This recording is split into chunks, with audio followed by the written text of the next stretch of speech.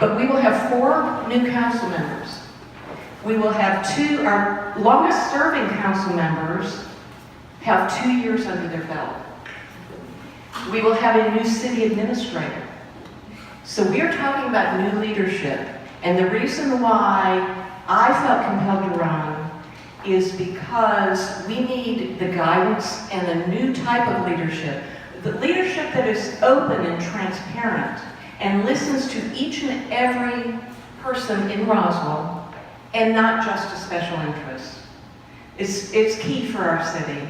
And with my experience from 2001 to 2009 on the Roswell City Council, then I went into the private sector, cared for my parents, ailing parents that have since passed away. But what brought me back, I think, is what brought a lot of you up today. And that is what is happening with our zoning code. How many of you know the monstrosity out in Canton, Woodstock Street? It's 70% lot coverage. In our old zoning code, that would have been 35% lot coverage. Those are apartments, 45 units per acre. In our old zoning code, you could not rezone to apartments.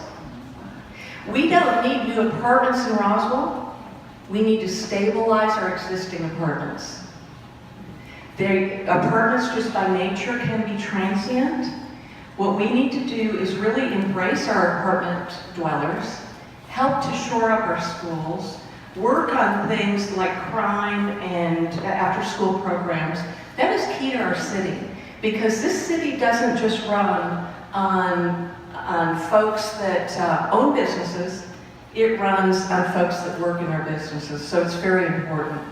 Another thing that we really, really need to look at is our economic vitality.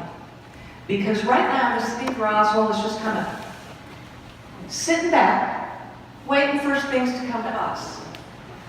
We're not being proactive. We're not out looking for companies to come here. We're not out looking for developers to build office buildings in Roswell. And what we need in the city of Roswell, if we want to live, work, and play, we need a place to work. Because we've got the living and the playing down pat. I tell people all the time that all of us moved to Roswell for various reasons. Whether it's the beautiful neighborhoods, the beautiful parks, the wonderful schools, the Chattahoochee River, no matter what the reason was. Right now, raise your hand if you moved here for high-density urban living. And that's what's happening under our current code. We are letting the development community guide us in our development. And I'll tell you right now, the reason why we're seeing apartments is because that's what the financial people are putting money down for. So it's the path of least resistance for the development community. They can make money, they can get the loans, everything's just great. What we need is an economic development department that is actually going out, finding people to come to the city of Roswell, actually engaging the development community as well as our companies that would locate in office.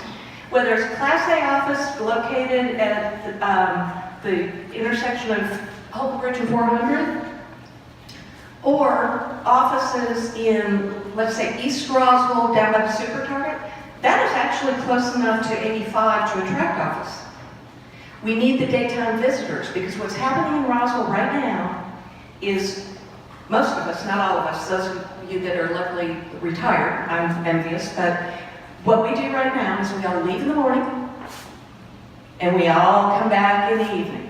So just think of our businesses. Who's supporting the restaurants or the retail shops during the day? No one is. So that's why we really need to bring back in daytime visitors. They're very low as far as the drain on our services as well.